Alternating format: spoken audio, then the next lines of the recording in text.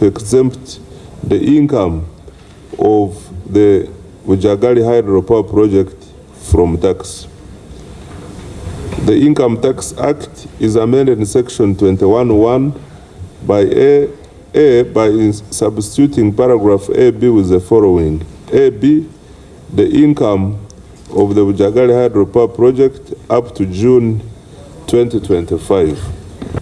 The existing corporate income tax waiver for Bujagali Limited expired on 30th June 2024. Office of the Auditor General finalized the forensic audit. As part of the findings, the Office of the Auditor General noted that corporate income tax waiver extensions reduces the generation tariff and therefore the electricity end user tariff. The Auditor General further noted not extending the corporate income tax waiver does not affect the economic position of Bujagali Energy Limited because the corporate income tax is recoverable from the electricity tariff through UETCL. Participate in the ad hoc committee that analyzed this tax waiver by Parliament. Mr. Chairman, we did a lot of work, but I'm disappointed by the report of the Auditor General, yet I thought we went the same school. Mr. Chairman, we had many issues we raised, but I'm going to speak about a few. We had computed and found that the tariff computation is based on the total equity.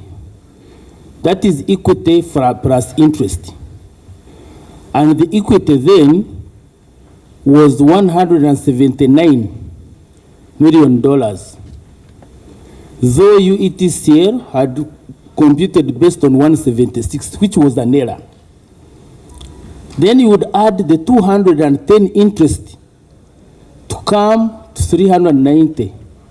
But UETCL had $383 million, and it used that to compute the tariff of $5.5 million per month.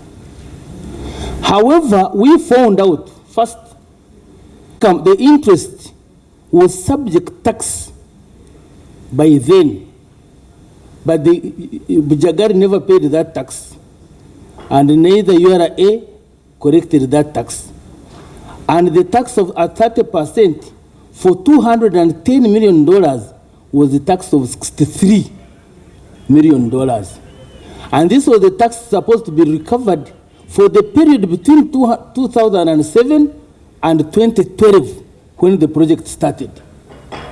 Therefore, whereas the Auditor General and the Grant Thornton agree that this tax is payable, URA should correct it. This tax should have been reduced from the interest from 210 to 147. And it is this 147 that should have been added to the equity of 179. And you come 326 instead of 383 to compute the tariff. Therefore, the tariff should obviously reduce from 5.5 million to a lesser figure. Because the 5.5 million is based on the 383, when actually it should be 326. That's point number one. Point number two, where I'm disappointed. Bujagali had 3 classes of shares: Class A, Class B, and Class C. Class A was ordinary shares, meant for the other shareholders. Class B was preference shares, and Class C was for government. Class C had no voting right, not even dividend. That was for government. Now, later, after it had started, Bujagali started redeeming preference shares under Class B, a total of $169 million. What is redeeming? Tell us what is redeeming. Redeeming is paying back what the shareholder had put in. It's like when you have a loan and you have paid back that loan. Now the question was, if you had a loan and paid back the loan, should your books of accounts reflect that loan still to be within the company? That's one. So the question was, if these preference shares were redeemed and paid back the shareholders, should they be reflected in the accounts? And the answer would be no. Because the double entry would be you debit the preference shares and credit the payment. Now, remember that the tariff was computed based on the preference shares that were in the company. Now, we say that after you have redeemed and got back your money, why do you continue computing the tariff based on the old value? Now, the auditor is shy, has not expressed himself over it. Neither, because I read both reports, neither Grant Thornton has actually Grant Thornton has totally dodged it. Look at the recommendations, he has not talked about it. So we are saying that if that preference shares which were redeemed, if that money is removed from the total equity, where you have added your equity plus interest before operation, and you compute the tariff, it will definitely go low. And it would go low according to the number of times you have, the amounts you have removed each year.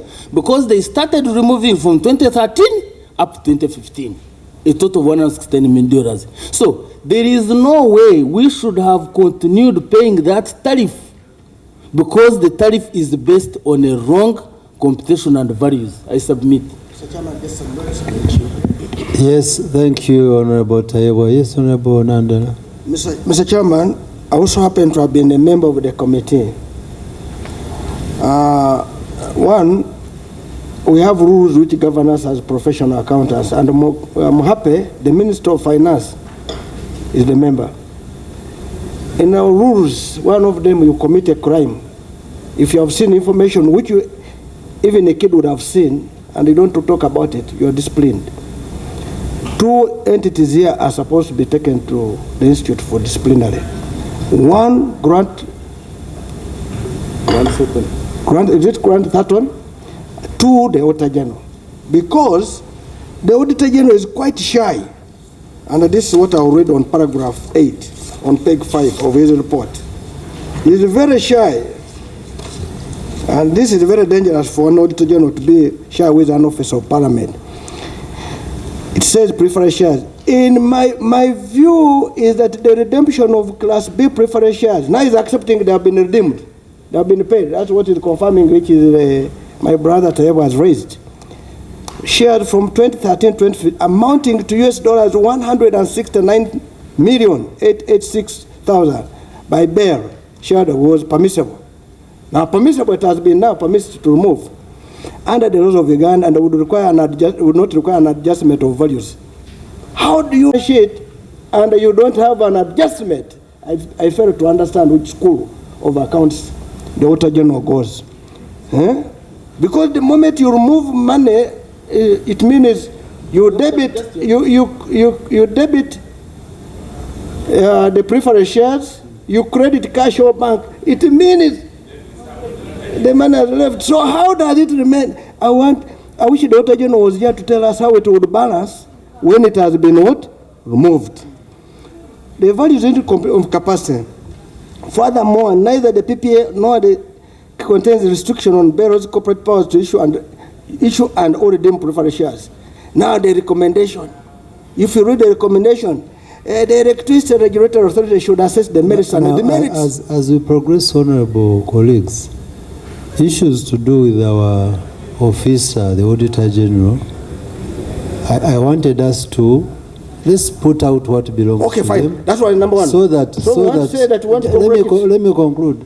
So that what we observe that we should ask our own officer, then we shall call him in an internal, an in-house discussion.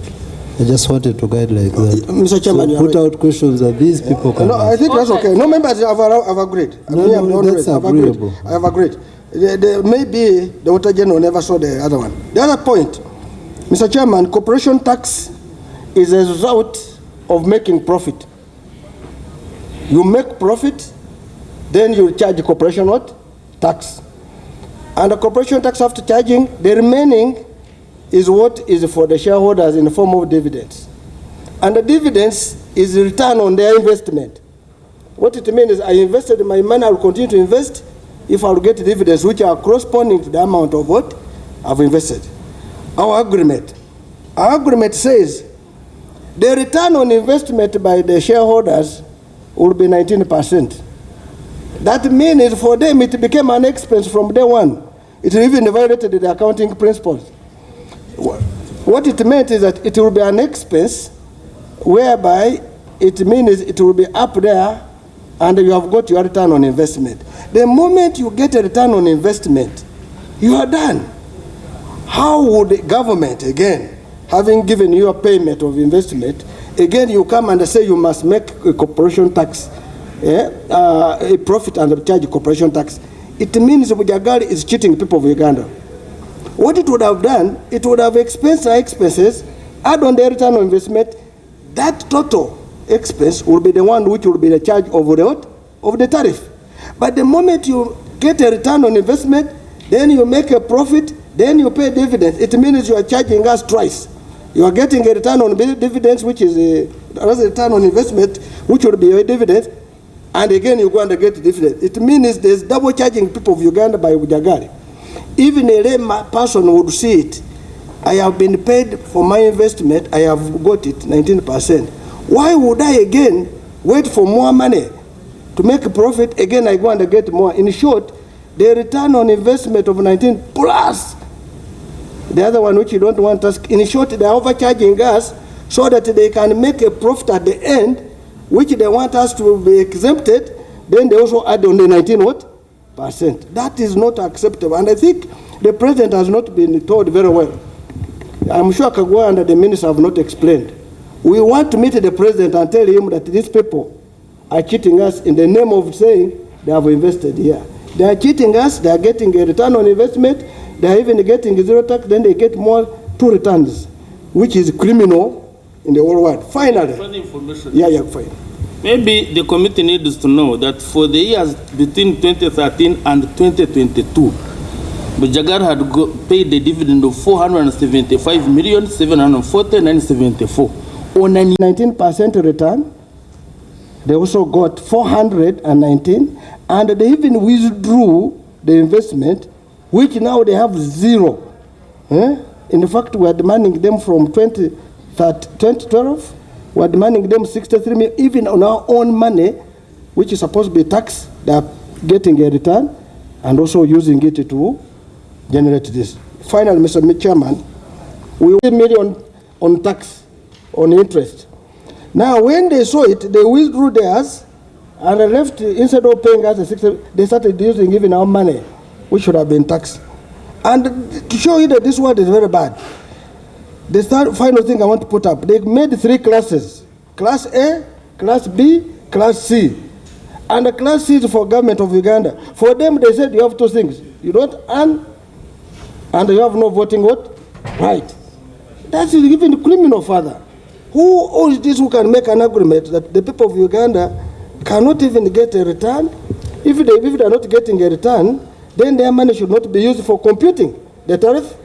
They should put it aside, number 1. 2, they should at least have a voting right to say something in this meeting. Yes, Honorable. And as I want to say, Mr. Chairman, if the Minister of Finance cannot explain to the President, we are here to tell him. Nobody should be. The people who are running this country, they go to the President and say, no, these people, if I don't do this, I'm going away.